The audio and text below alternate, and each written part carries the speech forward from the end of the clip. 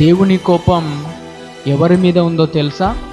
సత్యాన్ని అడ్డగించే మనుషుల మీద ఉంది. సత్యాన్ని ఎవరు అడ్డగిస్తారు? మనుషులు అడ్డగిస్తారు. సత్యం తెలియని మనుషులు అడ్డగిస్తారు. సత్యం అంటే ఏంటో ఎరగని మనుషులు అడ్డగిస్తారు. ఎవరు వీరు అనంటే సత్యాన్ని వ్యతిరేకించేటువంటి వారు.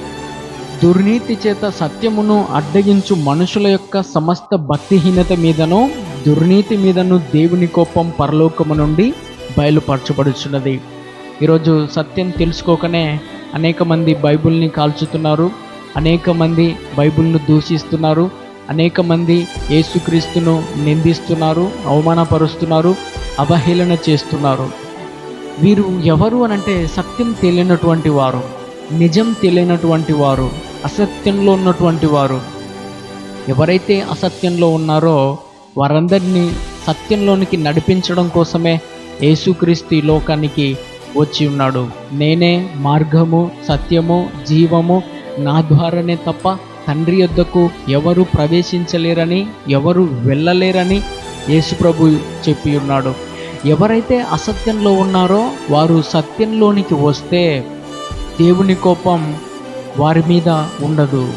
ఇంకా అసత్యంలోనే ఉంటే, ఇంకా అసత్యంలో ఉంటూ సత్యాన్ని అడ్డగిస్తే ఖచ్చితంగా దేవుని కోపం ఏదో ఒకరోజు నీ మీదికి వస్తుంది. దేవుని శాపం ఏదో ఒకరోజు నీ మీదికి వస్తుంది. ఈ మాటలు వింటున్నటువంటి నీవు ఇప్పటికైనా మారు మనసు పొందు, ఇప్పటికైనా సత్యాన్ని గ్రహించు, ఇప్పటికైనా సత్యం అంటే ఏంటో తెలుసుకొని దుర్నీతిలో ఉన్నటువంటి నీవు, అవినీతిలో ఉన్నటువంటి నీవు, అన్యాయంలో ఉన్నటువంటి నీవు సత్యంలోనికి రావాలని దేవుడు హెచ్చరిస్తున్నాడు.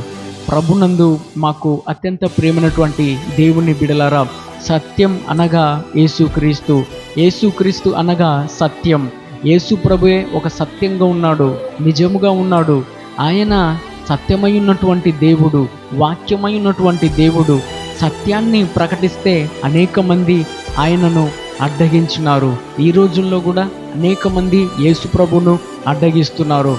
నీవు అడ్డగించేటువంటి మనుష్య స్వభావం కలిగి ఉన్నావేమో ఒకసారి నీ హృదయాన్ని నీవు పరిశీలన చేసుకో. అడ్డగిస్తుంటే నీ హృదయాన్ని మార్చుకో. దేవుని కోపం నీ మీద ఉంది. దేవుని